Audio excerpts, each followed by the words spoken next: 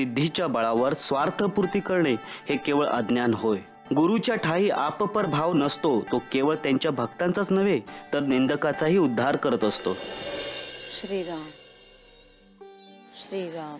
हरिबाई, हात जोडले पाहिजे तो तुमच्या पुढे. काय बाबा, मी काय केलं असं? अगं केवढं मोठं धाडस केलंस तू. अगं बाबा समनिसांसारख्या एका विद्वान महंताशी तू वाद घालत होतीस. अगं किती थोर विद्वान पंडित आहेत ते. अगं ते त्यांचं वेदशास्त्रातलं ज्ञान अगाध आहे ते. कुणी आव्हान देऊ शकत नाही त्याला. आणि शिवाय त्यांची मधुर रसाळ वाणी अगं ऐकणारा अगदी हरवून जातो. त्यांचे ते मोठे मोठे शब्द मला नाही कळत.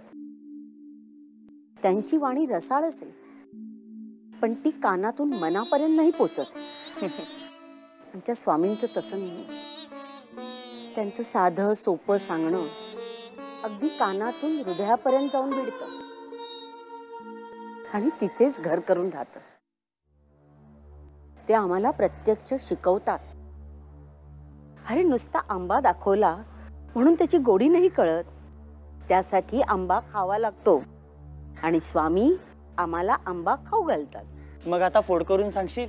2 वर्षापूर्वीची गोष्ट. मला एक स्वप्न पडलं.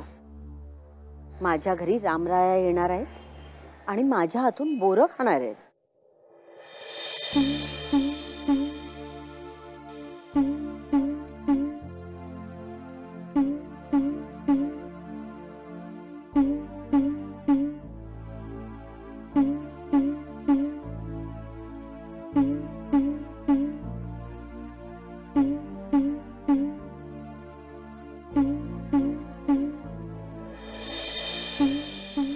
श्रीराम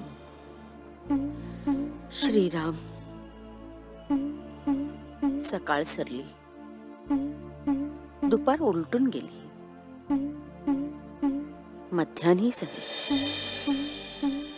तरी अजून प्रभू श्रीराम आले नाहीत.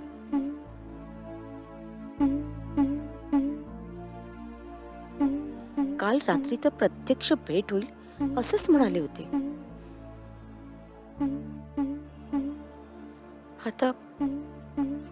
आता तर संध्याकाळी उलटून चालली.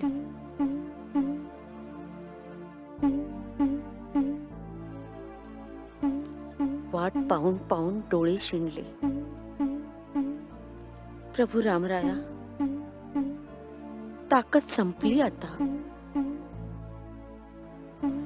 संपली. श्रीराम.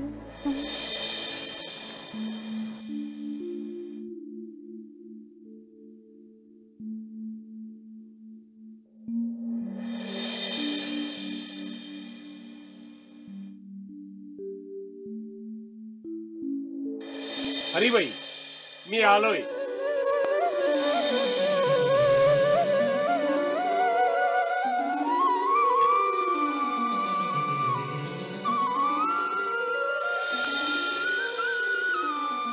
स्वामी, स्वामी नमस्कार करते. या ना, आत या.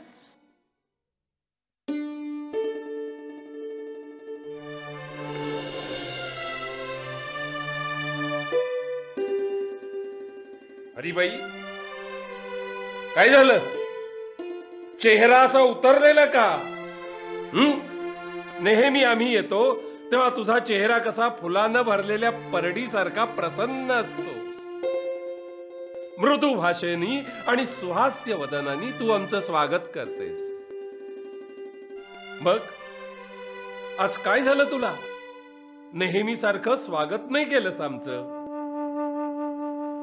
तुमच्यापासून काय लपवायचं स्वामी? मी खरं तर दुसऱ्याच कुणाची तरी वाट बघत होते. कुणाची वाट बघत होतीस? माझ्या प्रभू रामचंद्राची. काल रात्री स्वप्नात येऊन त्यांनी स्वतः सांगितलं होतं की मी तुझ्या घरी येणार आहे. मी त्यांचीच वाट बघत होते. अगं मग आम्ही आलोत ना. असं समज की प्रभू रामचंद्रच तुझ्या घरी आलेत. नाही स्वामी, आयुष्यभर ज्या रामचंद्रांचं मी नाव घेतलं ते तुमच्यासारखे नव्हते दिसत. पण असू दे, मी तुमच्यासाठी पाणी आणते. हरिबाई, असा दिसतो का तुझा रामराया?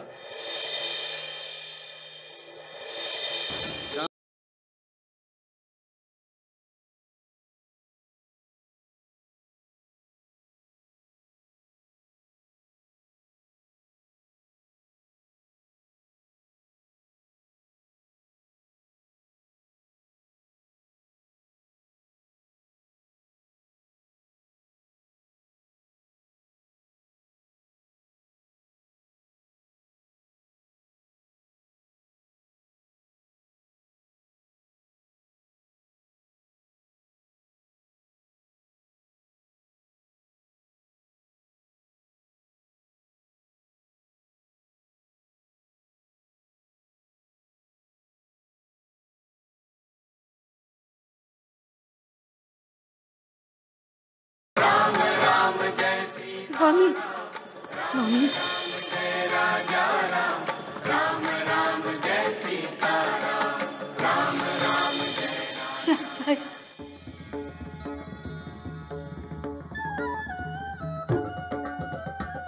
स्वामी बसा ना, बसा.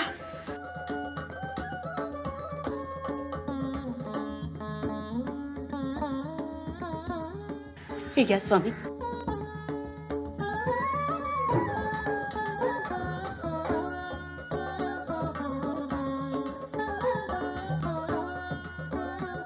हरिबाई,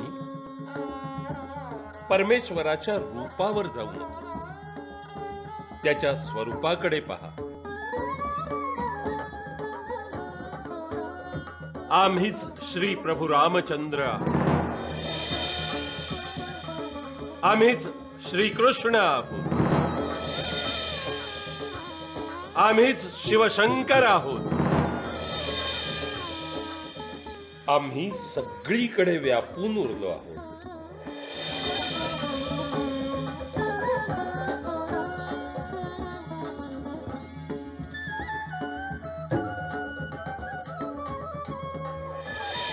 असे आमचे स्वामी समर्थ. तुझ्या बाबांनी नुसतं आख्यान सांगितलं, शबरीच्या आणि रामाच्या कथा सांगितल्या, पण स्वामींनी मला शबरी केलं, माझ्या हातून बोरं खाल्ली आणि मला प्रत्यक्ष रामदर्शन घडवलं. मग तूच सांग मला, मी कुणाला मोठं म्हणायचं? हे नुसते शब्दांच्या डबक्यात डुबणाऱ्या ना, की प्रत्यक्ष समुद्रात कसं पोहायचं हे शिकवणाऱ्या ना? सांग बघू.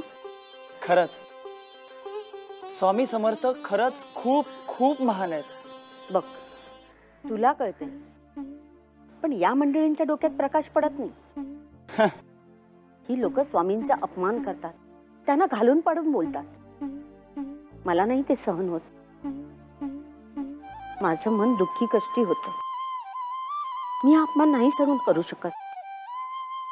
मी आत्ताच्या आता स्वामींकडे जाते आणि या सगळ्याची तक्रार करते.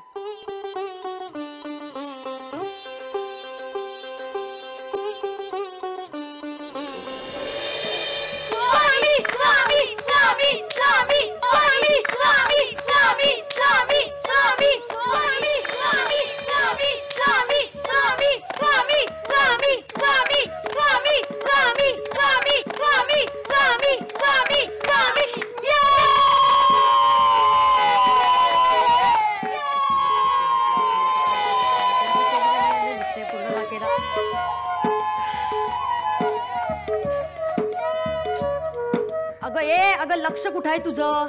मगापासून मी बघते तर तुझं सगळं लक्ष सारखं चुलीतच. आई, पारायण करतेस ना तू? अगं ही कार्टी मला पारायण करून देतील तर ना. उच्छाद मांडलाय नुसता.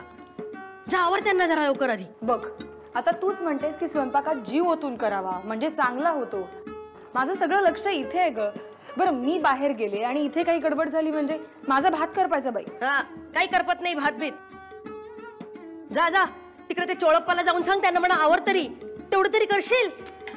बरं बाई, ह्यांना सांगू म्हणतेस? ठीक आहे, बघते सांगून. हे बघ, नुसतं सांगू नकोस. चोळप्पाला म्हणावं तुमची सासू पारायणाला बसली आहे, त्यात व्यत्यय येतोय. ताबडतोब आवाज बंद झाला पाहिजे. आता ह्यांना आधी शोधलं पाहिजे. बरं बघते, थांब. लवकर जा लवकर जा. इथं माझा खोळंबा होतोय नुसता. सायास न करता घेतला. स्वामी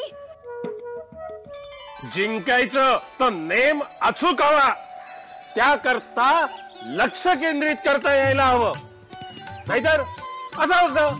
स्वामी काय झालं? अहो पोरांबरोबर मातीत बसून खेळताय कसले आणि किती आरडाओरडा चाललाय. आता खेळ आहे म्हटल्यावर गलका होणारच. काय रे पोरांनो, त्याच्याशिवाय खेळायला मजा कशी काय येणार? अहो पण आतमध्ये आईचं पारायण चाललंय. असं मग मी काय करू? तुमच्या या आवाजामुळे तिचं लक्ष नाही लागत आहे. काय ग, तुझी आई पारायण करते ना, देवाचं नाव घेताना इतर गोष्टी ऐकू कशा येतात? इतर गोष्टींकडे लक्ष कसं जातं? तुमच्या ह्या गोंगाटामुळे तिला फार त्रास होतोय.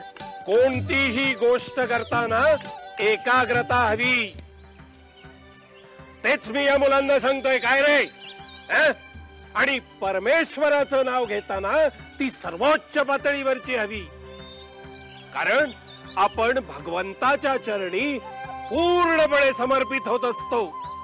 मला यातलं काही कळत नाही. मला फक्त एवढं कळतंय की तुमच्या ह्या आवाजाचा आईला त्रास होतोय. त्यावेळेला 2 घटका फक्त शांत राहावं. 2 घटका? ते कसं काय? होय स्वामी, आईचं पारायण होत आलंय आणि त्याचं आज उद्यापन आहे. त्याच्याकरताचा स्वयंपाकही होत आलाय. एकदा का नैवेद्य दाखवलं ना की तुम्हाला काय हवं ते करा. बर, आता तू म्हणतेस म्हणून मी थोडा वेळ गप्प बसतो, पण जे काही करायचं ते लवकर आटप, कारण फार वेळ थांबायला नाहीये आमच्याकडे. मला या मुलांबरोबर गोट्या खेळायच्या आहेत. लवकर आटपा. बरं बरं.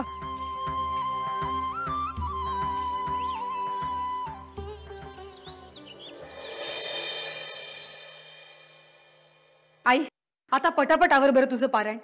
मोठ्या मुश्किलीने स्वामींना थोपवलंय, पण ही शांतता आऊट घटकेचीच आहे, मी सांगून ठेवती. हा तुका उघडी नेत्रपाती तो पुढे उभा रुक्मिणीपती दिव्य कुंडले कानी तळपती मकराकृती सुढाळ शी बाबा, आजोबा अजून आपण किती वेळ या गुळाच्या ढेपेसारखं बसणार आहोत? चला ना खेळूया. खेळूया काय खेळूया? अरे आत्ता काकू दम देऊन गेली आहे ना, थोडा वेळ कळ काढा, मग आहेत आपला खेळ. स्वामी, हे आमचे स्नेही वामन बडोदेकर आपल्या दर्शनासाठी आले.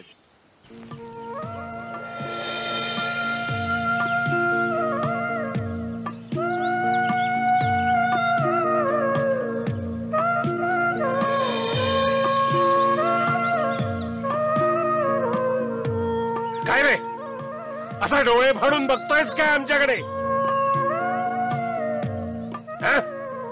आम्ही हे असे धुळीत बसलोत, धुळीने माखलोत म्हणून दर्शन देण्याजोगे वाटत नाही काय तुला? अरे आमचं या मातीशी नातं जुळलेलं आहे, आमची नाळ आहे या मातीत. काय झालं तुला? आजोबा खूप भूक लागलीये. भूक लागली होय? खेळून पोट नाही भरलं? थांब थांब, मी खाऊ आणतो ना तुमच्यासाठी. स्वामी आपण थांबाव, मी आण. तू कशाला? माझे हात काय मोडलेत?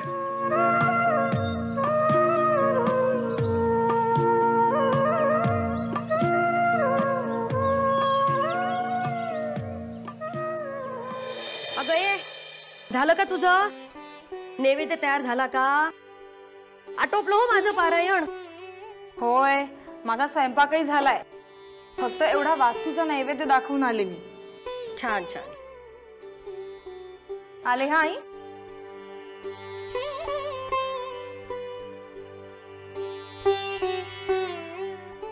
आले स्वामी.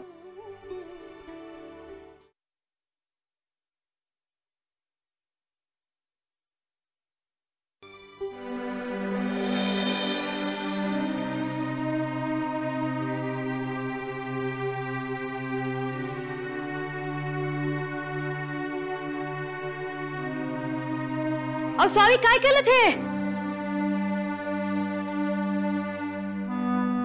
अहो मी आज पारायणाचं उद्यापन ठेवलं होतं घरामध्ये, सोहळ्यातला नैवेद्य होता, सगळ्याचा तुम्ही बट्ट्याबोळ करून टाकलात. मी काय बट्ट्याबोळ केला? मी तर फक्त हे अन्न घेतलं. बर, पारायण करते, कुठची पोथी वाचते? तुकारामाची. काय ग, तुकारामाची पोथी वाचतेस? मग पोथी नुसती वाचलीस, त्यामधून काही शिकलीस की नाही? अन्न नुसतंच चावलंस, ते गिळलं नाहीस, तर अंगाला लागेल का? मग अगं, तुकारामांनी आयुष्यभर शिकवण दिली, अंधश्रद्धा, सोवळं यांच्या नादाला लागू नकात. आणि तू या सोवळ्या ओळ्यासाठी जीव पाखडतेस. नुसत्या पोथ्या वाचून अध्यात्म येत नसतं, त्यासाठी त्याच्यामध्ये लिहिलेलं आचरणात आणावं लागतं, आत्मसात करावं लागतं. कळलं? स्वामी, अहो प्रत्येकाची काही ना काही श्रद्धा असते आणि तुम्हाला काही हवं होतं तर मला सांगायचं ना, मी दिलं असतं. तू कोण? आम्ही या घराचे मालक आहोत. आमच्या मर्जीला येईल तेव्हा आम्ही आमच्या हातानं हवं ते हवं तसं घेऊ. सोळ्या, आता तुझ्या घरातलं आम्हाला काही हवं असेल तर हिची परवानगी घ्यावी लागेल. आम्ही कोणाच्या हुकमाचे ताबेदार नाही. आम्हाला हवं ते आम्ही हवं तेव्हा घेऊ. आम्हाला काही हे मान्य नाही. नपेक्षा आम्ही आपल्या इथून निघून जातो. माफ करा स्वामी, माफ करा. चूक झाली तिच्याकडून. पण तुम्ही कुठेही जाऊ नका. हो, हे घर तुमचंच आहे. तुम्ही कराल ते आम्हाला मान्य. मान्य म्हणजे मान्य करावं लागेल.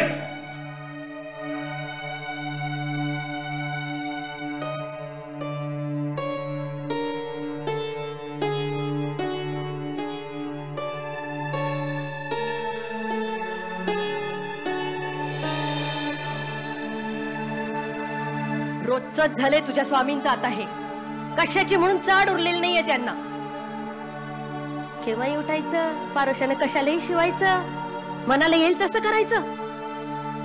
रोज नवा उद्योग करून ठेवतायत ते. एक खरंय, आजकाल फारच त्रासदायक वागायला लागलेत.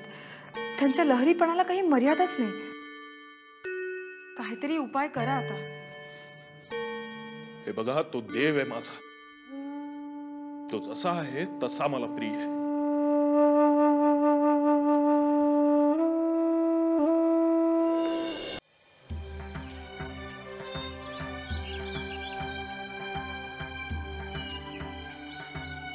स्वामींना पाहून मला श्रीकृष्णाची आठवण होती. तो गवळ्यांच्या मुलांच्या गराड्यात बसून अंगत पंगत करत असे, तेव्हा असंच दिसत असेल नाही?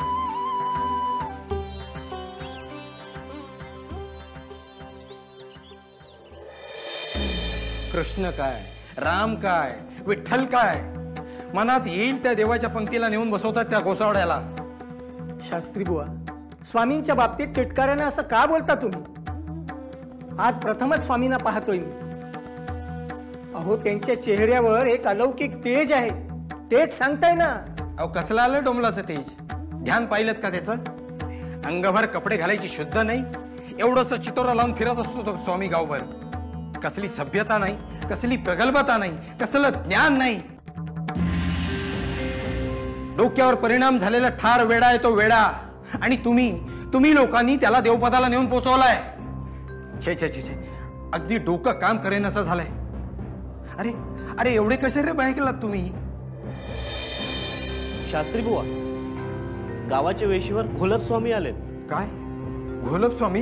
होय. अगदी वेळेत आले. बहुधा मी धावा केलेला ऐकला असावा त्यांनी. चला वामन बुवा, चला. कुठे? सिद्ध पुरुष कसा असतो तो बघायचा आहे ना.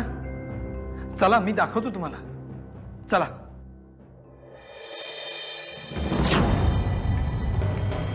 घोलप स्वामींचा, घोलप स्वामींचा, घोलप स्वामींचा.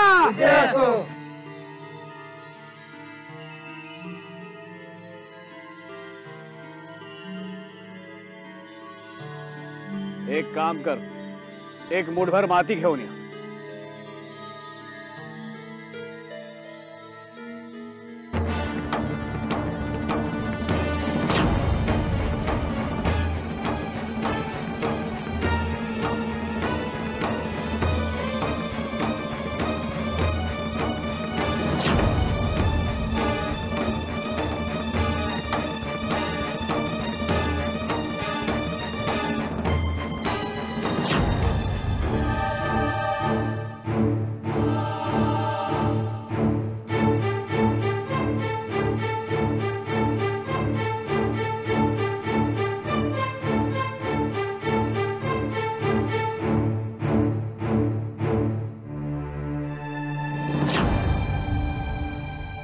काय हो, काय झालं? आमचा हा चमत्कार बघून तुम्ही नमस्कार नाही केलात? हा? नाही करणार, कारण तुमच्या या चमत्कारांचं मला काहीच अप्रूप वाटत नाहीये. कारण हे असे क्षुल्लक चमत्कार आमचे गुरु रोजच करत असतात. रोज करतात? त्यात नवीन काय? कोण आहे तुझा गुरु? स्वामी समर्थ. स्वामी समर्थ.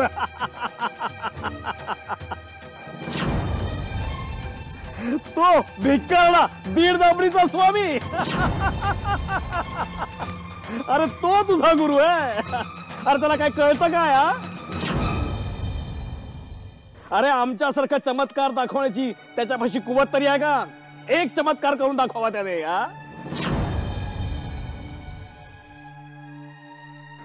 अरे ज्याला स्वतःला परिधान करण्यासाठी एक कपडा मिळवता येत नाही, तो तुमचं काय भलं करणार? हे बघ, त्यापेक्षा आमचं शिष्यत्व पत्कर. आम्ही ज्याला हात लावतो त्याचं सोनं करतो. तुझ्याही आयुष्याचं सोनं करू. बघ बघ आमची श्रीमंती. अरे वैभवात लोळशील, वैभवात. तुमचं सोनं राहू द्या तुमच्याकडेच. माझ्याजवळ स्वामींसारखा परीस असताना सोन्याची काय मातब्बरी. वेडा रे वेडा. आणि त्या स्वामीने तुम्हालाही वेडा बनवलाय. अरे पाखंडी आहे तो, पाखंडी. त्यानं तुमच्या सगळ्यांच्या डोळ्यावर पट्टी बांधली, पट्टी. अरे त्याला म्हणाव माझ्यासारखा एक तरी चमत्कार करून दाखव. हे बघा, विनाकारण स्वामींबद्दल वाटेल ते बोलू नका. त्यांच्या सामर्थ्याला आव्हान देऊ नका.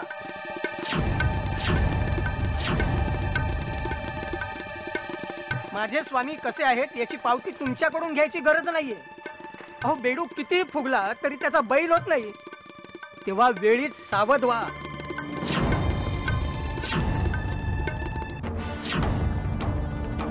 बेडूक बेडूक म्हणतोस आम्हाला? आमचा अपमान करतोस? मग तुम्ही स्वामींबद्दल जे अपशब्द काढले तो त्यांचा सन्मान केलात का?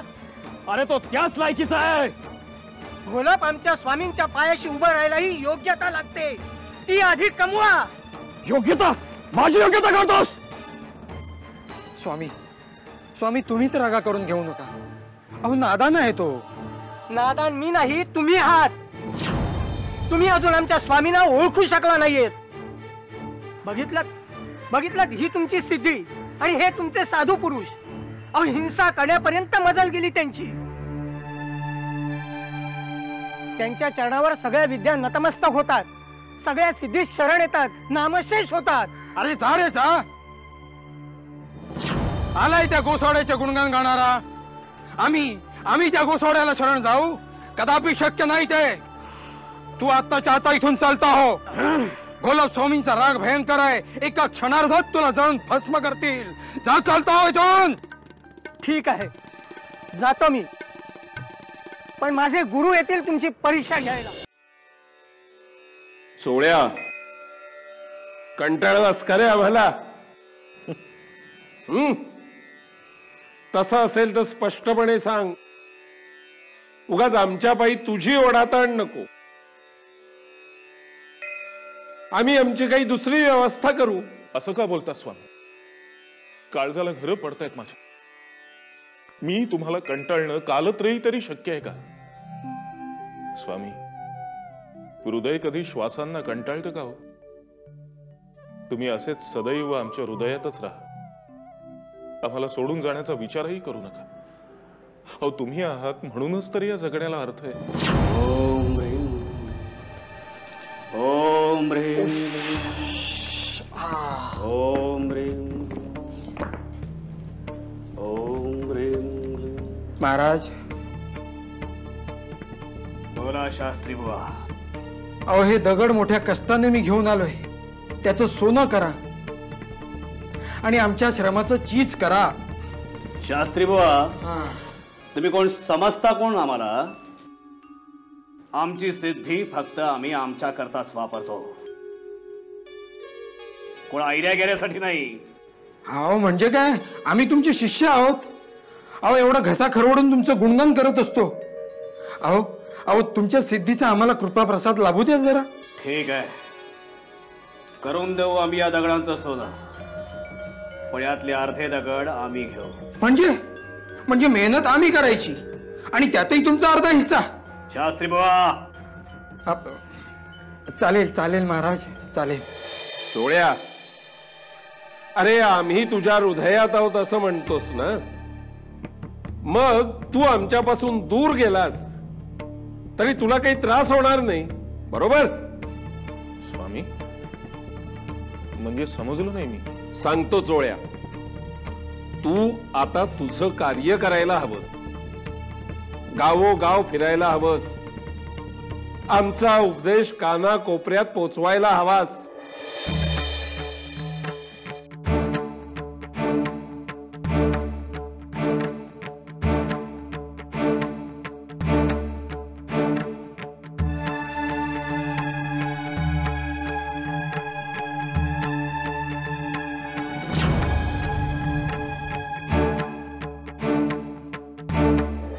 तू उत्तम शिष्य घडवू शकतोस. तुझं समर्पण तू इतरांना व्यवस्थित शिकवू शकतोस. तुझ्यासारखंच तू इतरांना भगवंताच्या चरणी समर्पित व्हायला शिकवतोस. अरे त्या वामनाला तूच दीक्षा दिलीस ना, त्याला तूच शिकवलंस. तो वामन खूप चांगला माणूस आहे, आमच्यासाठी खूप सोसलंय त्यांनी. त्याला म्हणाव, भिवू नकोस, आम्ही त्याच्या पाठीशी उभे आहोत.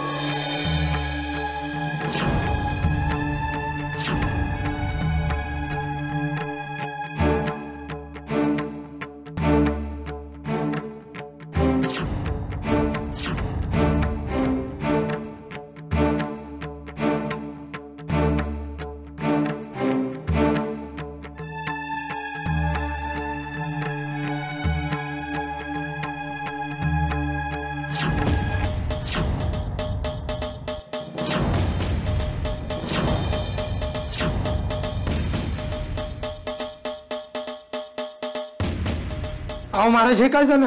अहो दगडाचे तुम्ही सोनं करणार होतात ना, अहो मग त्याचा कोळसा कसा झाला? असं कसं झालं? माझ्या विद्येने मला पहिल्यांदा तसा दगा दिलाय.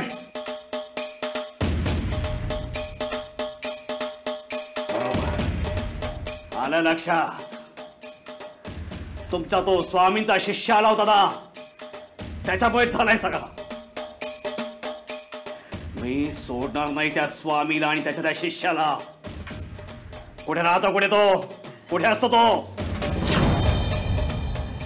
माझी विद्या त्याने पळवून दिली आहे.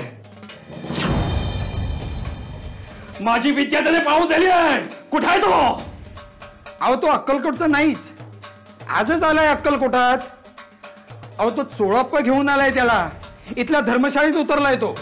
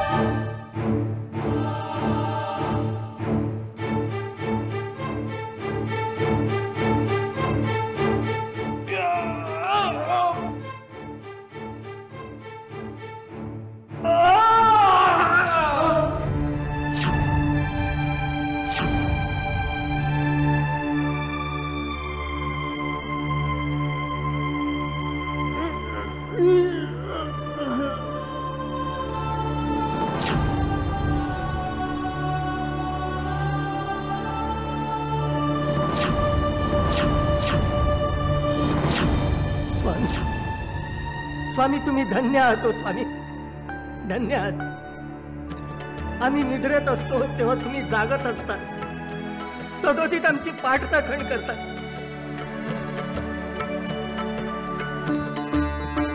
स्वामी स्वामी किती काळजीवान हो आमची स्वामी, किती काळजीवान. एवढा घाट घातला मी पारायणाचा, आणि नेमका उद्यापनाच्या वेळेला या स्वामीने त्याच्यात खोडा घालावा ना. कसं मिळायचं पुण्य पारायणाचं? का ग, कशाला रडतेस? देव भेटला नाही? भेटला नाही आणि भेटणारही नाही. तुम्ही या घरात असेपर्यंत ते शक्यच होणार नाहीये.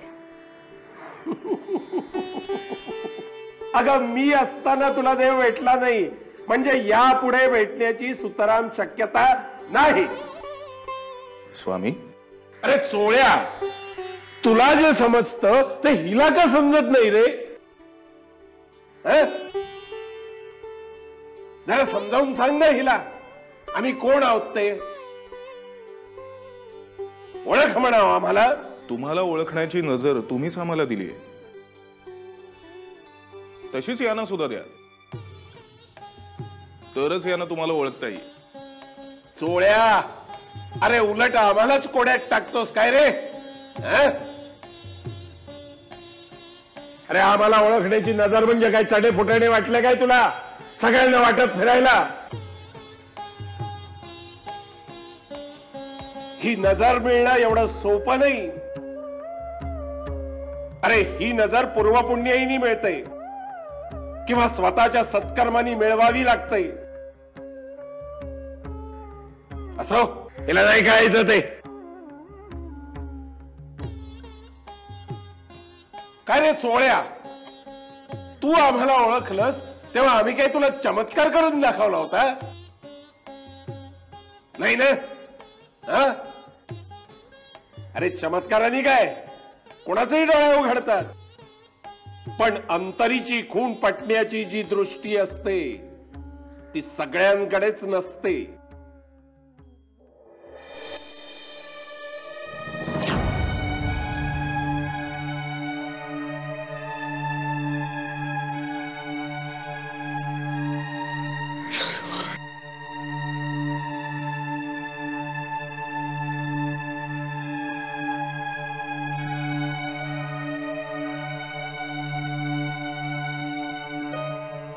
वामनराव,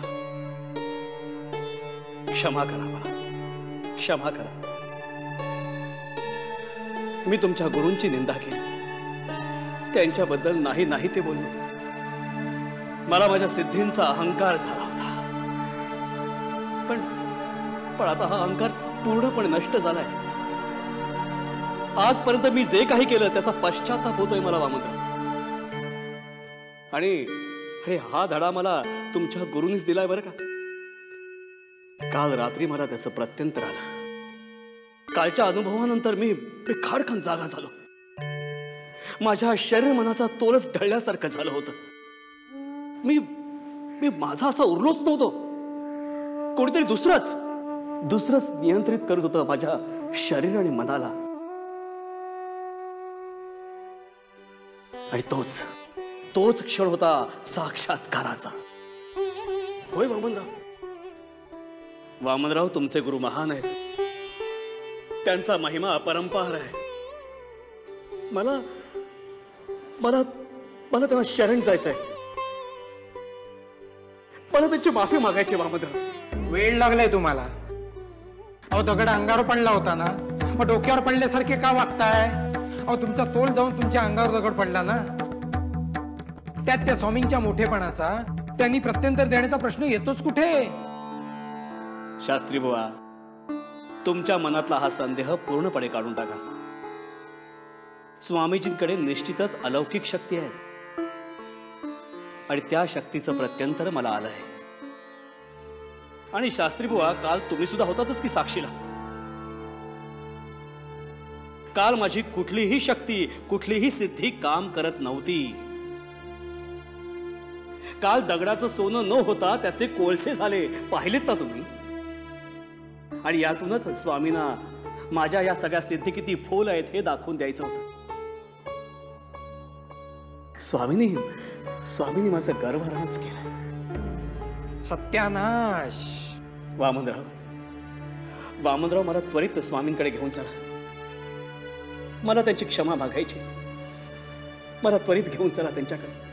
ठीक आहे, चला.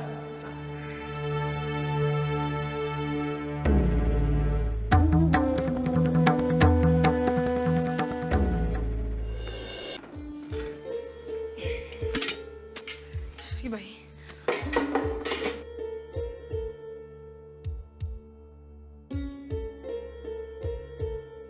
काका काय झालं? काय शोधतेस? अगं आई, मी डाळ तांदूळ जरा भांड्यात वेगळे काढून ठेवले होते आणि अडचणीला उपयोगी पडतील म्हणून. पण आता बघते तर कुठे सापडतच नाहीयेत. कुठे ठेवलेत काय कोणाच ठाऊक. अगं असतील इथंच कुठेतरी. ठेवले असतील की डाव्या उजव्या हातानी. नीट बघ जरा. त्यात बघ भाई का. झालं सगळं बघून. अगं मग त्यांना काय पाय फुटलेत का? मी स्वामींबरोबर जरा बाहेर चाललोय, थोडा उशीर होईल यायला. आणि हे काय, ही काय भांड्यांची रास लावून ठेवली?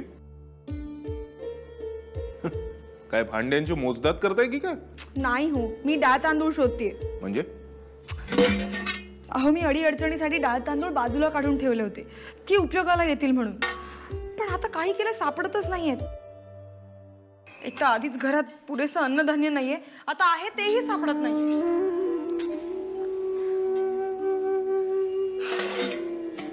अगं ए, तुझा नवरा असा न बोलता गुपचूप निघून गेला याचा अर्थ कळतोय का तुला? मी तुला सांगते, हे नक्कीच काहीतरी याच्यात गोम आहे. तुला सांगू, मला वाटतं ह्या स्वामींनीच काहीतरी घोळ करून ठेवलेला आहे. तू अशी गप्प नको बसूस हो. चांगला पिच्छा बुरवते स्वामीचा.